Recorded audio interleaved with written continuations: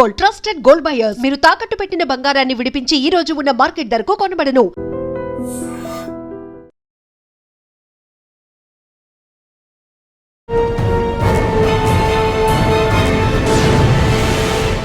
ఈ వారం మన guest one of the best investigation officer, పేరు బెల్లం శ్రీనివాస్ గారు, డిఎస్పీ ట్రాఫిక్ గుంటూరు.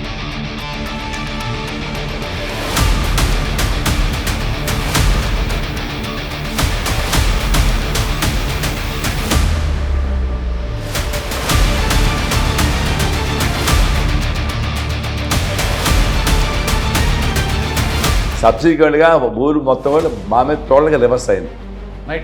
నైట్ వాళ్ళు గొడ్డలు తీసుకొని వచ్చిన చాలా మంది ఉన్నారు, గడ్డ బదిలి చాలా మంది ఉన్నారు.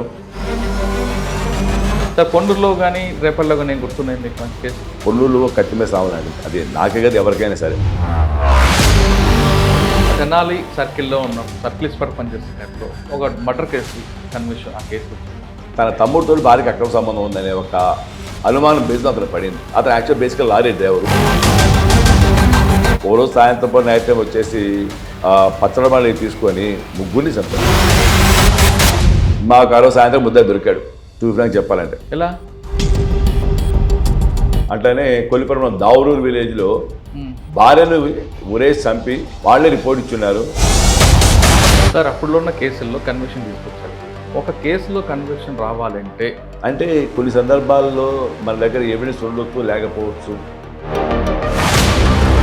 ట్రెడిషనల్ క్రైమ్ చూశారు, తర్వాత వైట్ కలర్ రెఫరెన్స్, ఇప్పుడు సైబర్ క్రైమ్. ఈ సైబర్ క్రైమ్ బాగా పెరుగుతా ఉంది. ఇప్పుడు ఆల్మోస్ట్ ప్రతి ఒక్కడు కూడా చదువుకున్నాడు కూడా.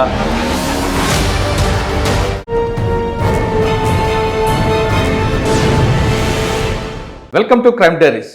ఈ వారం మన guest one of the best investigation officer, పేరు బెల్లం శ్రీనివాస్ గారు, డిఎస్పీ ట్రాఫిక్ గుంటూరు. గుంటూరులో ట్రాఫిక్ ఎలా ఉంది, దాన్ని ఎలా కంట్రోల్ చేయాలి విషయం మీద శ్రీనివాస్ గారికి ఒక ప్రత్యేకమైన ఫోకస్ ఉంది. దాంతోపాటు ఆయన సర్వీస్లో ఎక్కువగా లా అండ్ ఆర్డర్తో పాటు క్రైమ్లో ఎక్కువగా పనిచేశారు. ఆయన సర్కిల్ ఇన్స్పెక్టర్ ఉన్నప్పుడు మంచి కేసులో డెత్ సెంటెన్స్ కూడా వచ్చింది. అంటే ఒక కేసులో ఇన్వెస్టిగేషన్ ఎలా చేయాలి, ఆ లింక్ తెగిపోకుండా ఛార్జ్ షీట్ వేస్తే క్రిమినల్కి ఏ విధంగా శిక్ష పడుతుంది అనేది ఆయనకు ఒక ప్యాషన్. ఆ కేసు కూడా ఏంటి, ఇప్పుడు గుంటూరు ట్రాఫిక్ మీద అనుకున్న ఫోకస్ ఏంటో సార్ అని తెలుసు. సార్ నమస్తే అండి. నమస్కారం సార్. శ్రీనివాస్ గారు, మీ కన్విక్షన్ రేట్ చూస్తుంటే కొంచెం ఎక్కువ కనిపిస్తుంది. అందులో పర్టికులర్గా మీ సర్కిల్ ఇన్స్పెక్టర్ ఉన్నప్పుడు మర్డర్ కేసులు కానీ, లేదా తెనాలి దగ్గర పనిచేస్తున్న రౌడీ షీటర్ల మీద మీ ప్రయోగం కానీ ఇవన్నీ కనిపిస్తుంటాయి. వాటికన్నా ముందు గుంటూరు మెయిన్. గుంటూరులో ఇప్పుడు అమరావతి రావడంతో పాటు ట్రాఫిక్, ఇక్కడ వీవీపీ మూవ్మెంట్ ఎక్కువ ఉంటుంది.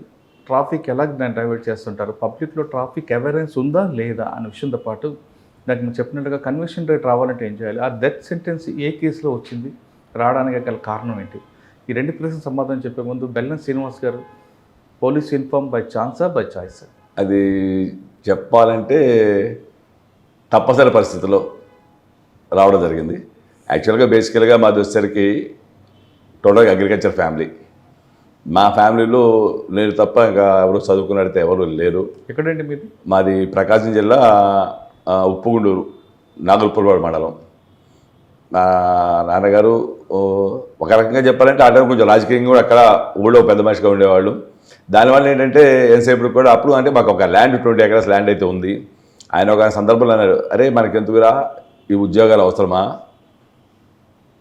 ఆ ఉద్యోగం చేసి ఎవరికైనా నమస్కారం కూడా తిరగాలి కదా, అంత అవసరమే ఉంది, మన పొలం మనం బతకచ్చు కదా అని చెప్పి ఒక మాట కూడా అంటే, కానీ మా అమ్మగారు దానికి ఒప్పుకోలేదు. కాదు చదవాల్సిందంది. తర్వాత బికమర్ చదువుకున్న తర్వాత సబ్సిక్వెంట్గా మళ్ళీ నేను గ్రూప్స్ ప్రిపేర్ చేయడానికి వెళ్ళాను. లక్కీగా మేమంతా 89 బ్యాచ్లో ఇనీషియల్గా నేను ఒక 1 lakh ఆస్పిరెంట్ కదా నేను ఇంటర్వ్యూకి దీనికి అటెండ్ అయ్యాను ఎస్ఐ ఎగ్జామ్స్ కోసం. ఎందుకంటే అప్పుడే అయిపోయిన తర్వాత బయలుదేరి వచ్చి ఫస్ట్ కాంపిటేటివ్ కోచింగ్కి వెళ్ళాం. అక్కడ వెళ్ళినప్పుడు మా ఊరికి మేము మొత్తం ముగ్గురు వెళ్ళాం సెలక్షన్స్ కోసం. నేను ఒకరిని, మాగురు శ్రీనివాస్ అని ఒక అతను, ఇంకొక గోనె రామాంజలు, మేము ముగ్గురు అప్పీర్ అయ్యాం. దాంట్లో అప్పుడు నాకు చెస్ట్ తక్కువ నేను ఇనీషియల్గా గ్రౌండ్ నుంచి బయటకు వచ్చాను. వాడిద్దరూ సెలెక్ట్ అయ్యారు. తర్వాత అందరూ ఒక అతను సక్సెస్ అయ్యారు, ఎగ్జామ్స్ అన్ని ప్రిపేర్ అయిన తర్వాత ఎగ్జామ్ క్వాలిఫై అయ్యారు. ఇంకొకరు మధ్యలో డ్రాప్ అయ్యారు. రామాంజలి ఇప్పుడు మా ఊరే, అతను రీసెంట్గా మళ్ళీ రిటైర్ అయ్యాడు. లాస్ట్ మంత్ January 31 రిటైర్ అయినారు. ఆ నేపథ్యం వచ్చిన తర్వాత ఫస్ట్ నుంచి కూడా నేను తర్వాత అది అయిపోయిన తర్వాత 89, 90లో నేను మళ్ళీ గ్రూప్ 1, గ్రూప్ 2B రాశాను. 2B రాసినప్పుడు దాంట్లో యాక్చువల్ గుంటూరులో కోచింగ్ తీసుకున్న 3 months ఉంది. సబ్సిక్వెంట్గా నాకు ఆ ఎగ్జామ్ కానీ ప్లస్ దీనికి టైం అది పోస్ట్ పోయిన ఒక 3 months గ్యాప్ వచ్చింది. ఈయన ఆ టైంలో ఇక్కడ ఉంటే మనం చదవమనే దాని మీద వెళ్ళిపోయి వైజాగ్లో ఫ్రెండ్స్ ఉంటే వైజాగ్లో యూనివర్సిటీలో ఆంధ్ర యూనివర్సిటీ ఫ్రెండ్స్ దగ్గర రూమ్లో జాయిన్ అయిపోయి 3 months అక్కడే ఉన్నాను. దౌలత్ ఖాన్ అని మా ఊరు అతను అక్కడ ఉన్నాడు, అతని రూమ్లో ఉన్నాను. అక్కడే ప్రిపేర్ కావడం జరిగింది. దాని తర్వాత నాకు గ్రూప్ 2B జాబ్ వచ్చింది, ఇనీషియల్గా జాబ్ వచ్చింది. జాబ్ వచ్చిన తర్వాత నేను ఫస్ట్ డీజీపీ ఆఫీస్ జూనియర్ పనిచేశాను. 92 ఫిబ్రవరిలో నేను ఫస్ట్ పోస్టింగ్ హైదరాబాద్ డీజీపీ ఆఫీస్లో యాజ్ జూనియర్గా నేను పనిచేశాను. ఆ టైంలో ఉన్న తర్వాత 94, 95లో మనకి దాదాపు అన్ని ఎలక్షన్స్ జరిగింది కంటిన్యూగా. పంచాయతీలు, మున్సిపాలిటీలు కానివ్వండి, లోకల్ బాడీ ఎలక్షన్స్, అట్లానే అసెంబ్లీ ఎలక్షన్ అన్నీ జరిగినాయి. వాటన్నిటిలో నేను చీఫ్ ఆఫీస్ ఎలక్షన్ సెల్లో యాజ్ జూనియర్ నేను కంటిన్యూ అయ్యి ఉన్నాను. ఎవరండి ఇప్పుడు డీజీ? అప్పుడు డీజీ గారు నాకు రామ్మోహన్ రావు సార్ ఉన్నారు, ప్లస్ మాకు వచ్చేసరికి ఆ టైంలో ఎల్ఎన్ఓ గారు, ఐజీ ఎల్ఎన్ఓ గారు, హెచ్జే దొర గారు, అమ్మో, ఆయన ఉన్నారు ఆ టైంలో మాకు అక్కడ. అందుకే ప్రతి ఒక్కదాన్ని నేనే ఉన్నాను ఇనీషియల్గా చెప్పాలంటే. అప్పుడు అక్కడి నుంచే బయట అంటే అప్పుడు కూడా ఏంటంటే అప్పుడు మాకు ఫస్ట్ రామ్మోహన్ గారు సూపరింటెండెంట్గా ఉన్నారు అక్కడ నేను డీల్ చేసిన సెక్షన్ కూడా ఏంటంటే కే సెక్షన్ డీల్ చేశాను. 3.5 years నేను ఎంతగానో అదే సెక్షన్లో ఉన్నాం. యాక్చువల్గా 2 ఏళ్ళ తర్వాత ఎవరిని ఉంచరు, కానీ 3 అక్కడే ఉంచారు నన్ను. నేను డీల్ కమ్యూనికేషన్ ఎక్విప్మెంట్ డీల్ చేశాను నేను. ఆ సందర్భంలో వచ్చిన తర్వాత రామ్మోహన్ గారు సూపరింటెండెంట్ గారు ఉన్నారు. ఆయన ఏంటంటే ఉదయం 10 ఆఫీస్కి వెళ్ళిన తర్వాత నైట్ 7, 5 అయిందో చెప్పలేం, లేట్ అవుతుంది. మామూలుగా అందరం కొంది 10 to 5 ఉద్యోగం వెళ్ళిపోతారు ప్రశాంత్ అనుకోండి, కానీ అక్కడ ఆ విధంగా ఉండేది కాదు. నైట్ ఈవెన్ 7:30, 8, 9 దాకా ఉండేవాళ్ళం. అదే ఎలక్షన్ టైం అయితే మాత్రం అది ఇంకా మిడ్ నైట్ కూడా అయ్యేది. ఆ విధంగా అక్కడ ఉంటాం. అప్పటి నుంచి ఒక దీనికి అలవాటు పడిపోయాం. ఓహో, ఏదైనా జాబులు ఈ విధంగా ఉంటుంది సిస్టమ్, కష్టపడితే మనకి ఏదైనా గుర్తింపు ఉండదు దాని మీద ఒక దాంట్లో నిలబడిపోయి ఆ విధంగా ఉన్నాం. సబ్సిక్వెంట్గా ఈ తర్వాత నాకు మళ్ళీ 93 నోటిఫికేషన్ పడతాం, అప్లై చేసాం. నాకు వచ్చిందైతే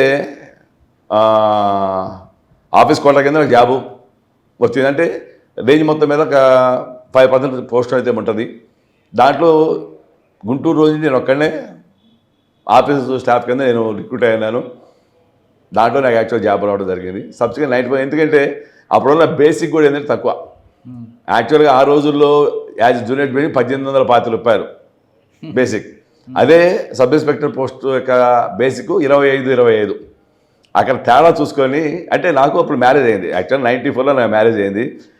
మ్యారేజ్ అయిన తర్వాత కూడా ఇంటికాంచి ఎంతసేపు తీసుకొని తింటాం అనే ఒక ఆలోచనతో చూసుకున్న తర్వాత నేను దీనికి రావడం జరిగింది. జాబ్ వచ్చిన తర్వాత కంటిన్యూగా 95లో ట్రైనింగ్ అయిపోయిన తర్వాత మళ్ళీ ఫస్ట్ పోస్టింగ్ నాకు వచ్చేసరికి యాజ్ ఏ ట్రైనింగ్ ఎస్ఐ కింద ముందు మాచర్ల రూరల్ పోస్టింగ్ ఇచ్చారు. అక్కడ ఒక మంచి ఎక్స్పీరియన్స్ జరిగింది. అప్పుడున్న అక్కడ మాచర్ల సిఐ గారు నరసరాజు గారు ఒక ఆయన ఉన్నారు. నెక్స్ట్ దేవరకొండ ప్రసాద్ గారు అని చెప్పి ఆయన టౌన్ ఎస్ఐ, రత్నస్వామి గారు అని రూరల్ ఎస్ఐ. నేను రూరల్లో పిఎస్ఐగా నేను చేరున్నాను. రూరల్ ఎస్ఐ గారు ఎక్కడికో బయటికి వెళ్ళి ఉంటే రోజు నరసరాజు గారు నాకు ఫోన్ చేసి, శ్రీనివాస్ టౌన్ ఎస్ఐ గారు వస్తారు, వేరే పనుంది, నైట్ పోయారండి మీరు అని చెప్పన్నారు. మంచి సార్ అన్నాను. 8:39కి వచ్చి నేను స్టేషన్లో కూర్చున్నాను. మిడ్ నైట్ ఎప్పుడు 11కో 12కో సార్ రావడం జరిగింది. ఎక్కడికి వెళుతున్నావు ఎందుకో నాకు విషయం అయితే తెలియదు. యాక్చువల్గా అయితే రమ్మన్నారు, ఆయనతో వెహికల్ ఎక్కాం, వెళ్ళాం. ప్రకాశం జిల్లా పుల్లల చెరువు మండలం ఏదో మారువల విలేజ్కి వెళ్ళాం యాక్చువల్గా చెప్పాలంటే. అక్కడికి వెళ్ళిన తర్వాత ఎవరో ఒకతను లిఫ్ట్ చేయాల్సి వచ్చింది. లిఫ్ట్ చేసాం. లిఫ్ట్ చేసిన తర్వాత ముందు అతను బండిలో ఎక్కించి ముందు పంపించేసాం అతన్ని. సబ్సిక్వెంట్గా ఊరు మొత్తం కూడా మా మీద టోటల్గా రివర్స్ అయింది. నైట్ వాళ్ళు గొడ్డలు తీసుకొని వచ్చిన చాలా మంది ఉన్నారు, గడ్డ బదిలి చాలా మంది ఉన్నారు. ఇక ఆ వెహికల్ బదులు ఆ వెహికల్ వెనకాలబడి దాన్ని కొట్టారు. లక్కీగా ఆ డ్రైవర్ లాగిచ్చేసారు, అయిపోయింది. అంటే ఎవరైతే మేము పికప్ పంపించేసాం, మేము మాత్రం ఆగిపోయాం. నేను దేవర ప్రసాద్ ఎస్ఐ గారు ఇంకో స్టాఫ్ ఆగిపోయాం. మమ్మల్ని అందరూ ఒక రూమ్లో కూర్చోబెట్టారు. అసలు ఏంది అప్పుడు అయితే అప్పుడు చెప్పారు, ఇది ఆల్రెడీ ఎప్పటి నుంచో నడుస్తున్న పంచాయతీ నడుస్తూ ఉంది, దాంట్లో వచ్చున్నామని చెప్పని. ఈయన ఆ తర్వాత సబ్సిక్వెంట్గా అక్కడ పొలచా డిఎస్పీ గారు వాళ్ళు రావడం, నెక్స్ట్ మార్నింగ్ అందరు రావడం, మమ్మల్ని ఆ, బయటికి తీసుకురావడం జరిగింది యాక్చువల్గా అయితే. అంటే అబద్ధానికి చెప్పాం, సరే ఇదేదో మాకైతే విషయం తెలియదు, మేము వచ్చాము ఒక కేసులో వచ్చాము తీసుకెళ్ళాము, సరే మీరు మమ్మల్ని బయట పోయి మేము పంపిస్తామని చెప్పాను. కానీ వాళ్ళు యాక్సెప్ట్ చేయాల, మీరు పోతే మళ్ళీ రారు కదా, మీరు ఎవరు ఇక్కడ వాడు కాదు అని మమ్మల్ని డిటైన్ చేయడం జరిగింది. అప్పుడు అనుకున్నాం వాళ్ళు ఏమైనా మాట్లాడాలి కానీ దీనికి కానీ ఎందుకు వచ్చారా డిపార్ట్మెంట్? ఇదే అనుకున్నాం, ఎందుకు వచ్చామో ఈ సర్వీస్గా ఒక అయితే ఫీల్ అయ్యాం. సరే సబ్జెక్ట్ అది అయిపోయింది. దాని తర్వాత ఫస్ట్ పొజిషన్ తెనాలి 2 టౌన్లో అయితే ఇచ్చారు. తెనాలి 2 టౌన్లో దానికి కూడా ఏంటంటే ఒక రీజన్ ఉంది. నేను మాచర్లో ఉన్నప్పుడే అప్పుడు మసూద్ గారు ఒక బిజినెస్ సేయ గారు ఉన్నారు, ఆయన గుంటూరులో పనిచేస్తూ ఉన్నారు. అప్పుడు ఉన్నప్పుడు కూడా ఆయన ఒక ఎరువుల ఇష్యూలో మాచర్లు వచ్చారు. అక్కడ 100 ముద్దాలు దొరకడం లేదు వాళ్ళకి. దొరకపోవడం వల్ల ఆయన నాకు బాగా శ్రీనివాస్ నువ్వేం చేయదు, నాకు వాళ్ళు వచ్చినప్పుడు నాకు ఇన్ఫర్మేషన్ పాస్ అని చెప్పి మేము పికప్ చేసుకుంటామని చెప్పారు. అక్కడ ఉందా కాబట్టి సరే చేశాను నేను. అది వచ్చి వాళ్ళు పికప్ చేసుకెళ్ళిన తర్వాత ఆయనకి అప్పుడున్న సార్ పరిచయం ఉంటుంది ఏదైనా కానీ కాక నాకు వన్ డే ముందే చెప్పారు, శ్రీనివాస్ మీ బ్యాచ్ అందరికీ పల్నాడు పడతా ఉంది, నువ్వు ఒక్కడ మాత్రం తెనాలి వస్తుందని చెప్పన్నారు. ఆయన అన్న next day Tenali 2 town posting అయితే వచ్చింది. తెనాలిలో ఛాలెంజ్ ఏంటండి? తెనాలి 2 టౌన్ అంటే యాక్చువల్గా అయితే అంటే తెనాలి టౌన్ ప్రశాంతంగానే ఉంటుంది, కానీ ఒక ఐతానగర్ అనేది ఫేమస్. ఎందుకంటే ఒక కమ్యూనల్ అంతా ఇదిగా ఉంటుంది. ఆ ఐతానగర్ ఒక రకమైన భయం ఆ టైంలో కూడా చెప్పాలండి. ఇప్పుడు చాలా వరకు తగ్గింది ఆ ఇష్యూ కాదు. అంటే ఇంతకుముందు నేను చెప్పేది కూడా ఇంతకుముందు రాయలయ్య డి స్క్వేర్ ఉన్నప్పుడు కూడా తెనాలి ఐతానగర్లో వెళ్ళి పోలీలు పెట్టి నిర్భయంగా అడిచే సందర్భాలు చాలా ఉన్నాయి. ఎందుకంటే అంటే తెనాలి ఫాస్ట్ ఎస్టేజ్ చూసుకుంటే ఒకసారి ఆ విధంగా ఉండేది. ఒక ఐతానగర్లో వెళ్ళాలంటేనే జనాలు నైట్ టైం వెళ్ళాలంటే భయపడే స్టేజ్ ఉంది మా టైంలో. రైల్వే స్టేషన్ ఆ ఏరియా కూడా కొంచెం రోడ్డు ఉంటుంది కదండి. రైల్వే స్టేషన్ వేరు, బాలాజీపేట ఆ ఏరియా వేరు, బస్ స్టాండ్ సెంటర్ ఒకటి మెయిన్, ఐతానగర్ సెంటర్ ఒకటి కొంచెం ఇబ్బందిగా వాతావరణం నడుస్తూ ఉండేది. ఇక్కడ కొడాలి అనే పేరు మీద ఒక రౌడీ ఉండేవాడు కదా అప్పుడు. ఫ్రీక్వెంట్గా అప్పుడు నాకున్న దాంట్లో కూడా తెనాలి 1 టౌన్లో అడ్డగడ వెంకటరావు సెగర్ పనిచేశారు. ఆయన 85 బ్యాచ్. ఎవరు? అడ్డగడ వెంకటరావు అని చెప్పని 85 బ్యాచ్ తెనాలి 1 టౌన్ ఆయన పనిచేశారు. ఆయన ఏంటంటే ఆయన అయితే గుంటూరు జిల్లా మొత్తానికి అందరికీ తెలుసు, ఆల్మోస్ట్ బుక్ సూట్గా ఉంటాడు దీంట్లో, కానీ వ్యక్తిగత మంచివాడు. ఎందుకంటే ఇప్పుడు ఆయన దగ్గర ఒక సిస్టమ్ ఏంటంటే నేను ఇప్పటికీ చెప్పుకుంటా, ఎందుకంటే ఒక సిస్టమ్ మేము అలవాటు పడ్డాం. ఈ రోజు కూడా ఒక నేను యాజ్ ఎ సిఏగా ఉన్ని డిఎస్పీగా ఉండేవాడిని ఎక్కడైనా కానివ్వండి కాక ఒక టైం పంచమంటే ఉంటుంది మాకు. ఇప్పుడు మార్నింగ్ 9:30 ఆఫీస్కి రావడం, అట్లానే ఈవినింగ్ 5 మధ్యాహ్నం భోజనం ఇంటికి వెళ్ళిపోయినా మళ్ళీ 5 కల్లా స్టేషన్కి రావడం అనేది పంక్చువాలిటీ. ఎందుకంటే నాకు వచ్చిన అలవాటు కూడా చెప్పాలండి. వాస్తవంగా అయితే తెనాలి 2 టౌన్లో ఉండగా సందర్భంలోనే తెనాలి 1 టౌన్ 2 టౌన్ 2 కంబైన్ కలిసే ఉంటాయి, ఒక రోడ్లే అడ్డు ఉంటుంది. ఇద్దరు తిరగాలంటే ఇద్దరు ఏదో పాయింట్ కలుస్తాం, జంక్షన్ పాయింట్ కలవాలి. ఆయన కలవలేదు అనుకో, ఆ రోజు సాయంత్రం పొద్దున్నే ఫోన్ చేసి ఏంటి నిన్న కలవలేదు డుమ్మా కొట్టామంటాడు. దానికోసం అలవాటైంది. అదేవిధంగా ఈవెన్ అప్పుడు కూడా నైట్ బీట్ సర్వ్ చేసిన తర్వాత 10 బీట్ సర్వ్ చేస్తాం. చేసిన తర్వాత మళ్ళీ ఒక రౌండ్ కంపల్సరీ ఏరియా మొత్తం కొట్టుకొని బీట్ లైన్ 1 hour షాప్లో క్లోజ్ వెళ్ళి పోవడం అలవాటైంది. అది అప్పటి నుంచి ఇప్పటికి నా సర్వీస్ అదే అలవాటైంది. యాజ్ ఏ సిఏగా ఉన్నప్పుడు కానీ తెనాలి రూరల్ సర్కిల్లో ఉన్నప్పుడు కూడా అంతలో 8-9కి వెళ్ళేవాళ్ళైతే కాదు, నైట్ 10 తర్వాత ఇంటికి వెళ్ళడం అలవాటు అయ్యేది. అట్లా 5 స్టేషన్ రావడం అలవాటు అయింది, సెట్ క్లాస్కి రావడం అయిపోయింది. అది జీవితంలో ప్రామాణికంగా నడిచిపోయింది. సార్ తెనాలి 2 టౌన్ తర్వాత ఎక్కడికి వచ్చారు? తెనాలి 2 టౌన్లో నాకు ఒక ఇంపార్టెంట్ కేసు ఉందండి. యాక్చువల్గా అయితే నేను పోయిన కొత్తది. యాక్చువల్గా అయితే కొత్తలోనే తెనాలి బిఎస్ఆర్ కాలేజ్ అని ఫేమస్ కాలేజ్ ఉంది. ఆ కాలేజీలో స్కాలర్షిప్స్ ఇష్యూలో బీసీ హాస్టల్ స్కాలర్షిప్ ఇష్యూలో ఒక కేసు అయితే ఉంది. అప్పుడు కేసు అయితే కట్టలేదు. దాంట్లో ఏమైందంటే అది ఎప్పుడో లోకాయుక్తాలు రిఫర్ చేసి లోకాయుక్తాలు కేసు కట్టడం పంపించారు. అది ఎప్పుడు పంపించారు ఎవరికి తెలియదు. తర్వాత ఒక దీంట్లో రిఫరెన్స్ కోసం అడుగుతామంటే అది ఎక్కడ దొరకలా. చివరికి ఒక జెరాక్స్ కాపీ దొరికితే దాని మీద అప్పుడప్పుడు కేసు కట్టమన్నారు. అప్పుడున్న ఎస్పీ గారు కేసు కట్టినా సార్ జెరాక్స్ కాపీ మీద కేసు కట్టినాం సార్ అంటే నువ్వే పోయి తెచ్చుకో అంటే పోయి లోకాయుక్త పోయి తెచ్చుకున్నాను, కాపీ తెచ్చుకుని దాని మీద ఎఫ్ఐఆర్ కట్టున్నాము. అది ముందు కట్టడం తర్వాత చూద్దామన్నారు. అంటే అప్పుడు మాకు అంత ఎక్స్పీరియన్స్ లేదు, దాంట్లో ఫస్ట్ పోస్టింగు ఏం చేయాలో నాలెడ్జ్ లేదు. అప్పుడున్న ఏపీపీ సుగుణ్ కుమార్ గారు ఒక మేడం గారు ఏపీపీలు ఉన్నారు, ఆ గైడెన్స్ తీసుకున్న దాంట్లో వాస్తవంగా చెప్పాలంటే అప్పటి నుంచి కూడా మొత్తం రికార్డ్స్ అని వెరిఫై చేసుకొని దాంట్లో ప్రిన్సిపాల్ని వీళ్ళందరూ ముఖ్య టీచర్స్ కూడా అరెస్ట్ చేయడం జరిగింది. తర్వాత సరే అది కేసు మరి నేను మా సుగుడు కుమార్ గారి సలహాలు తీసుకొని చేశాను దాని వరకు. సబ్సిడీ అక్కడి నుంచి వెళ్ళిన తర్వాత అక్కడి నుంచి తెనాలి నుంచి బెల్లంకొండ వెళ్ళిపోయాను. బెల్లంకొండ తర్వాత 2 years 3 years అది మళ్ళీ ట్రయల్కి వచ్చింది. ట్రయల్కి నేను వచ్చి మామూలుగా ఎవిడెన్స్ చెప్పడం అయిపోయింది. ఎట్లుండదో తెలియదు. నేను మాత్రం భయపడ్డాను, ఒకవేళ ఈ కేసు కనుక ఏమన్నా కొట్టివేస్తే రేపు పొద్దున లోకాయుక్త కేసు కదా, రేపు పొద్దున ఇబ్బంది పడతామని డౌట్తో ఉన్నాను. కానీ దాంట్లో నాకు కన్విక్షన్ వచ్చింది. చాలా హ్యాపీ నాకు దాంట్లో యాక్చువల్గా అయితే. బెల్లంకొండలో ఏముందా ఛాలెంజ్? బెల్లంకొండ అనేది మేము పోయినప్పుడు బెల్లంకొండ అనేది యాక్చువల్గా అయితే extremist effect area, highly effect area మేము ఉన్నప్పుడు. అంటే 2000లో అక్కడ వెళ్ళాను. 2000లో జనవరిలో నేను అక్కడికి యాజ్ ఏ ఎస్ఐకి వెళ్ళాను. అప్పుడు ఉన్న ఎస్పీ గారు అంటూ ఏంటంటే, మీరందరూ 6 months నాకు గట్టిగా పనిచేయండి చాలు, నేను మీకు మంచి పోస్టింగ్ ఇస్తాను అని చెప్పినారు. ఆ 6 months 2.5 years అయింది నాకు యాక్చువల్గా అక్కడికి వెళ్ళిన తర్వాత. ఏముంది సార్ అక్కడ ఎఫెక్ట్ ఏరియా ఎలా పనిచేశారు? ఎఫెక్టెడ్ ఏరియా అంటే ఒకటి, ఏ రోజుకి ఆ రోజుకి ఈ రోజు బతికి బయటపడ్డామని ఇనీషియల్గా ఫస్ట్లో అయితే మాత్రం అప్పుడు పోలీస్ స్టేషన్ కూడా ప్రాపర్గా బిల్డింగ్ కూడా ఏమీ లేదు. ఊరి మధ్యలో ఉన్నటువంటి ఒక గవర్నమెంట్ బిల్డింగే ఉంది. అంటే గ్రామ సాగు ఇలాంటి ఉండేది, దాంట్లోనే ఉండేది చిన్నది, దాంట్లో ఉండేవాళ్ళం. చుట్టూతా ప్రహారీ పెట్టుకుని సెంటర్లో ఉండేది. దానికి ముందే ఒక చెట్టు ఉంది, దాని చుట్టూతా అరుగు కట్టేసి రచ్చబండలాగా ఉంటుంది అనమాట.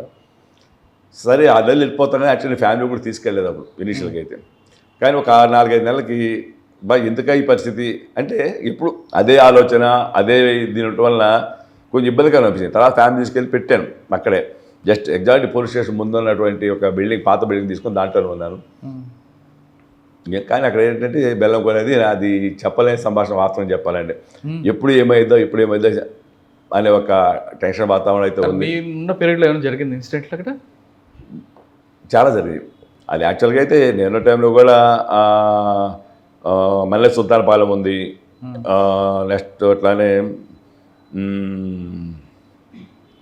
కందిపాడు, ఈ ఏరియాకి వచ్చేసి ఈ యొక్క నక్సలైట్స్ అని చెప్పుకొని కొంత సింపదేశ్ చెప్పుకొని వచ్చేసి ఆ ఊళ్ళో ఎవరైతే ఉన్నారో పాపాయపాలెం కానివ్వండి, మాచాయపాలెం కానివ్వండి, దీంట్లో కొంతమంది చంపడం జరిగింది. దీనికి ఇష్యూస్ అయితే ఉన్నాయి. దెబ్బలు మేమే దాంట్లో ఇది కాదు. అంటే దాంట్లో వచ్చేసరికి ఆల్మోస్ట్ బెల్లంకొండ అనేసరికి మనకి మెయిన్ రోడ్ దగ్గర నుంచి బెల్లంకొండ విలేజ్ దగ్గర నుంచి కూడా 45 kilometers వస్తుంది. లాస్ట్ విలేజ్ పులిచింతల ప్రజెంట్ అంతవరకు కూడా బెల్లంకొండ మిస్ కింద వస్తుంది.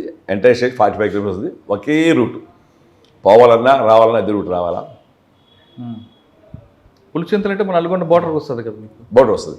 ఇటు పక్క గుంటూరు జిల్లా, అటు పక్క నల్గొండ కింద వస్తుంది. అటు పక్క ఒక పక్క జగ్గేపేట కింద వస్తుంది, కృష్ణా జిల్లా కింద వస్తుంది. ఆ స్ట్రెచ్ అనేది ఉంది. అంటే అది కొన్నిసారి మొత్తం మీద కొంచెం ఇది.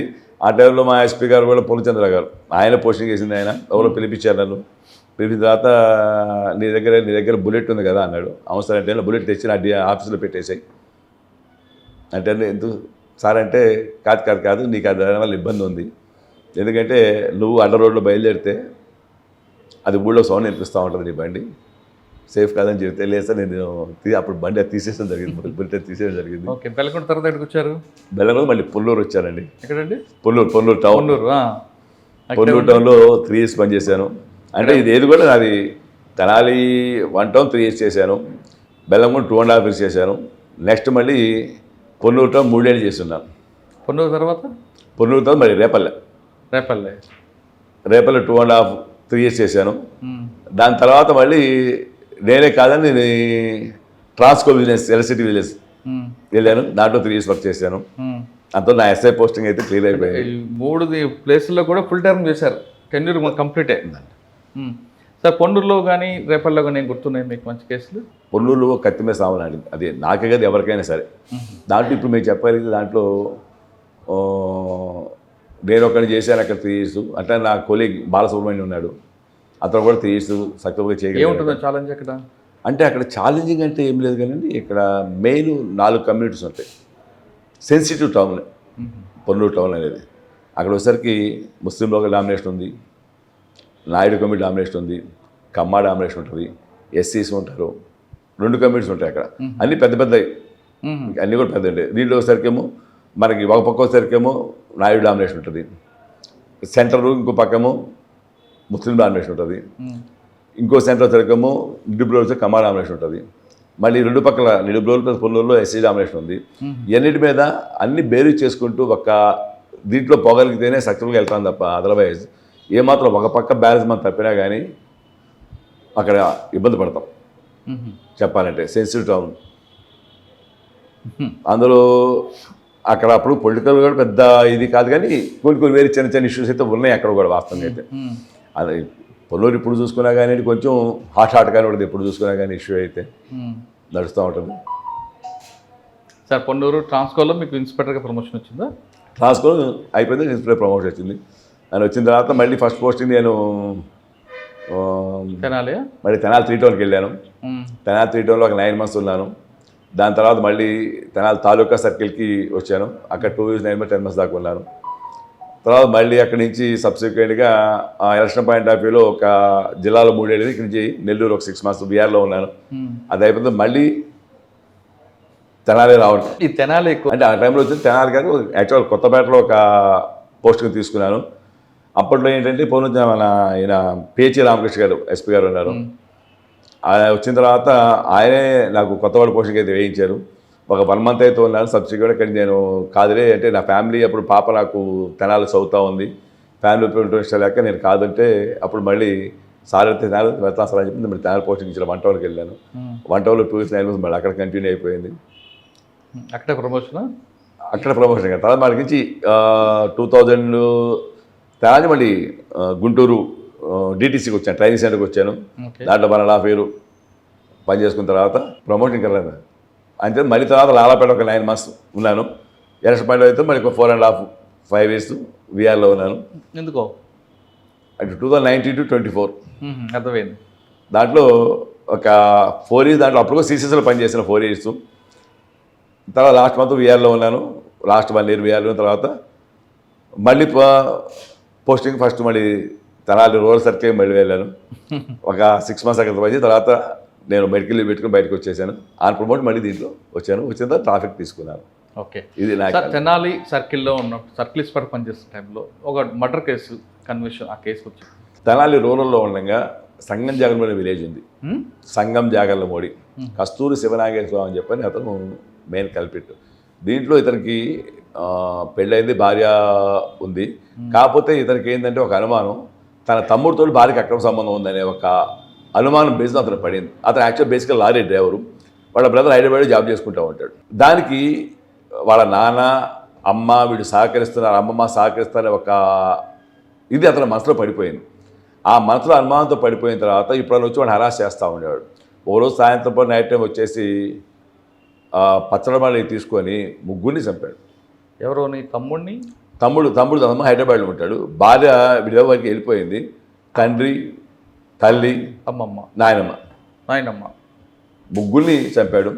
చంపేసి తమ్ముడు సహకరిస్తున్నారు అనుమానంతో చేశాడు. చేసి అంటే వాళ్ళు అందరూ చూస్తారు, కానీ ఎవరు నన్ను పట్టుకోవడానికి ఎవరు భయపడి ఎవరు ఇది కాలేదు.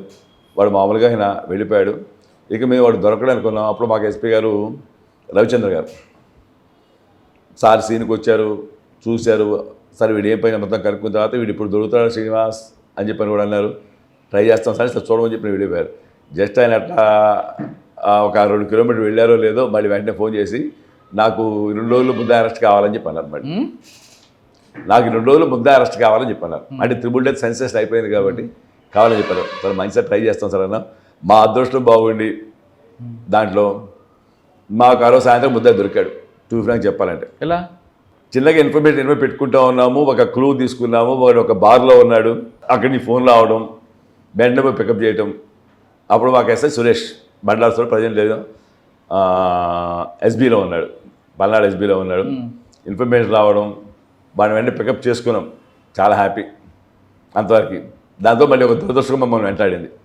తర్వాత వాడిని అరెస్ట్ చేయడానికి సంబంధించిన సందర్భంలో 2 రోజులు మాకు ప్రాసెస్ లేట్ అయింది. ఎందుకంటే ఈక్వేస్ట్ కంప్లీట్ చేసి ఎన్ని ప్రాసెస్ లేట్ అయిన తర్వాత వీడు ఒక రోజు ఏమైందంటే ఎర్లీ మార్నింగ్ టాయిలెట్ తీసినప్పుడు అక్కడ ఉన్న సెంట్రీ నెట్టేసేసి వాడు వెళ్ళిపోయాడు.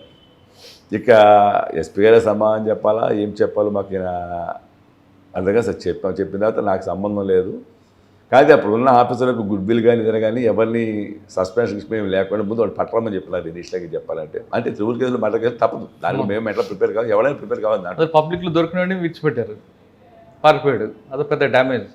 యాక్చువల్గా చెప్పాలంటే దాంట్లో ఆఫీసర్ సహకరించారు, ఆఫీసర్ కూడా సహకరించారు, సరే తెచ్చుకోమన్నారు. ఆ తర్వాత ఒక 10 daysకి మళ్ళీ వాడు పికప్ చేసాం. వాడు యాక్చువల్గా ఎందుకు వాడు పోతే ఏం దొరకడు ఆల్మోస్ట్ వాడు బేసిక్గా లారీ లేవు, వెళ్తే వాడు పూనా నాగపట్టి తిరుగుతూ ఉండదు, వాళ్ళు ఇక్కడ రాడు. దాంట్లో ఒక లింక్, దాంట్లో ఒక 4 నెంబర్ లింక్ ద్వారా మేము చూసి చివరికి వాడిని గొల్లపూడి అయ్యప్ప స్వామి టెంపుల్లో ఆఫ్టర్ 10 days తర్వాత పికప్ చేయలేదు. ఎక్కడ? విజయవాడ గొల్లపూడి అయ్యప్ప స్వామి టెంపుల్ ఉంది కదా, ఆ టెంపుల్కి వాడు రాగలిగాడు. అక్కడ పికప్ చేసుకున్నాం. దాంట్లో వాడిని తెచ్చి జాగ్రత్తగా మళ్ళీ వెంటనే విత్ ఇన్ 1 day అరెస్ట్ చేసి రిమాండ్ పంపించడం జరిగిపోయింది. ఆ దాంట్లో మాకు ఒక లైఫ్ అచీవ్మెంట్ అనేది ఒక ఇష్యూ. ఎందుకంటే అది అక్కడ ఉండగానే తర్వాత మాకు తెనాలి అప్పుడు ఫాస్ట్ ట్రాక్ పెట్టడం జరిగింది. ఆ కోర్టులో ఉన్నప్పుడే ట్రయల్కి రావడం జరిగింది. ఆ ట్రయల్లో అసలు మేము ఊహించిన మాకు జడ్జిమెంట్ వచ్చింది. మేము ఊహించిన జడ్జిమెంట్ ఇచ్చారు, దాంట్లో డెత్ పనిష్మెంట్ ఇచ్చారు. దాంట్లో అది నాకు తెలిసి నా సర్వీస్ 30 ఏళ్ళ సర్వీస్లో నాకు వచ్చిన, అంటే అందరికీ అది అందరికి వస్తా నేను చెప్పలేను. నాకైతే ఒక డెత్ పనిష్మెంట్ కేసు అయితే నాకు దాంట్లో, ఎందుకంటే త్రిపుల్ మర్డర్ కేసు, తండ్రిని తల్లిని నాయనమ్మని చంపినటువంటి దాంట్లో చేయడం నేనైతే దానికి సపోర్ట్ చేస్తాను. సార్ ఆ సెంటెన్స్ రావడానికి అంత తగ్గట్టు మీరు ఎవిడెన్స్ ప్రొవైడ్ చేసేసారు అక్కడ? వాడికి సంబంధించిన మెటీరియల్ మొత్తం కూడా ఫస్ట్ నుంచి సినాబస్ చేసుకున్నాము. దాని తర్వాత వాడు కొట్టిన ఈ కర్ర ఇవి ఉన్నాయి, అవి కూడా అక్కడ దగ్గరలో సెక్యూర్ చేసుకున్నాము. ఎక్కడైతే టెంపుల్ కడిగాడో అక్కడ విట్నెస్ చూసుకుని పికప్ చేసుకున్నాము. అంటే వాళ్ళు అందరూ కూడా ఆ టైంలో మీకు చవటానికి భయపడ్డారు. సార్ మేము చెప్తే మమ్మల్ని చంపేస్తారేమో, వాడు మళ్ళీ చంపుతాడేమో అని అందరూ భయపడే సందర్భాలు అయితే ఉన్నాయి. కానీ దాంట్లో వాళ్ళకి కొంచెం ధైర్యం చెప్పి వాళ్ళందరూ విట్నెస్ అందరినీ చూడడానికి చేసుకొని వాళ్ళు పిలిపించి మాట్లాడి చేసుకొని చెప్పగలిగితేనే దాంట్లో కరెక్టే. మీరు రీజన్ ఎలాగ ఎస్టాబ్లిష్ చేశారు మరి? తమ్ముడితో ఆవిడకుంది అంటే దాంట్లో ఫస్ట్ నుంచి కూడా ఒక ఇది నడుస్తూ ఉంది. ఆ ఊళ్ళో కూడా తెలుసు ఆ విషయం. దాన్ని ఎస్టాబ్లిష్ చేసుకొని తీసుకురాగలం, ఒక్కొక్కరు తీసుకొని రాగలిగాం. అవి తీసుకొచ్చి అవన్నీ ఎవిడెన్స్గా మనం చెప్పగలగబట్టి దాంట్లో డెత్ పనిష్మెంట్ రాగలిగింది. డిఫెన్స్ తీసుకున్న లైన్ ఏంటండి? డిఫెన్స్ ఏం తీసుకున్న లైన్? డిఫెన్స్ దాంట్లో తీసుకోవడానికి కూడా ఏమీ లేదు. అంటే భార్య కూడా దాంట్లో సపోర్ట్ చేసింది, పోలీస్గా సపోర్ట్ చేసింది, ఒకరే చెప్పాలి కదా దాంట్లో కూడా. అందువలన అంటే ఆమెకు జరిగిన ఇష్యూస్ అన్నీ ఆమె చెప్పగలిగింది. దానివల్లనే మేము చెప్పింది కూడా కోర్టు వారు నమ్మడానికి. ఇంకా డెత్ సెంటెన్స్ వచ్చింది, ఇంక ఇంప్లిమెంట్ అయినట్లేదు కదా? కాలా. నేను తర్వాత అది కోర్టులో చేసిన లైఫ్ ప్రజలు బయటకైతే రాలేస్తాం, లైఫ్ ఇంప్లిమెంట్లో ఉంది. ఓకే, ఇంకేమున్నాడు మంచి కేసులు? ఇంకోటి నంది వెలుగు 2013 అక్టోబర్ జరిగింది, నంది వెలుగు జరిగింది. పాత కష్టం పెట్టుకుని గోపాల్ హరిబాబు వ్యక్తిని ఆ ఊరికి గడ్డం సుధాకర్ అతను తలపంగా అయితే అతను చనిపోయాడు. దాంట్లో కూడా లైఫ్ ఇంప్రూవ్మెంట్ ఇచ్చారు. అంటే కరెక్ట్గా నేను గుర్తు చేసి చెప్పలేక కానీ అన్నీ కూడా మాకు గుర్తుండవు, కానీ అదొక అచీవ్మెంట్ మాకు దాంట్లో వచ్చేసరికి. అట్లానే కొల్లిపురం దావురూరు విలేజ్లో భార్యను ఊరేసి చంపి వాళ్ళే రిపోర్ట్ ఇచ్చున్నారు. ముందు 170 కట్టి ఉన్నాము, సబ్సిక్వెంట్గా ఎస్టాబ్లిష్ చేసుకున్నాం. దాంట్లో పిఎం సర్టిఫికేట్ ఇది తీసుకున్న తర్వాత దాంట్లో డౌట్ ఉంది, ఫస్ట్ నుంచి కూడా దాంట్లో డౌట్ ఉంది. దాని ప్రకారం వేడేసి అప్పుడు మాకు కొల్లిపురం వెంకటేశ్వరరావు అని చెప్పని ఉన్నాడు, ప్రజలు రిటైర్ అయిపోయినారు. అతను నేను కంబైన్గా దాంట్లో చేసుకున్న తర్వాత అది పిఎం సర్టిఫికేట్ తెప్పించిన తర్వాత అది మర్డర్ కింద ట్రీట్ చేసి ఆర్డర్ చేస్తున్నాం. దాని సరైన ఎవిడెన్స్ అతను వచ్చింది పోయింది చూసి మొత్తం ఎవిడెన్స్ గ్యాదర్ చేసుకొని పెట్టడం వల్ల దానికి కూడా లైఫ్ ఇంప్రూవ్మెంట్ ఇస్తున్నారు.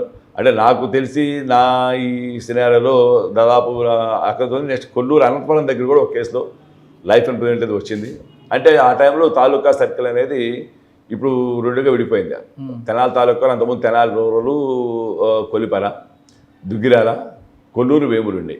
ప్రజెంట్ కొల్లూరు వేమూరు సర్కిల్ మనకి బాపట్ల జిల్లాకి వెళ్ళిపోయింది.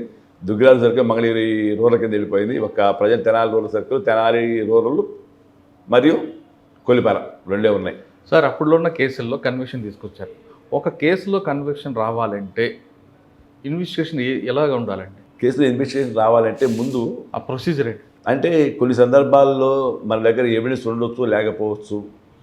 సర్కమ్స్టాన్స్గా ప్రివైల్ చేసుకోవాలి.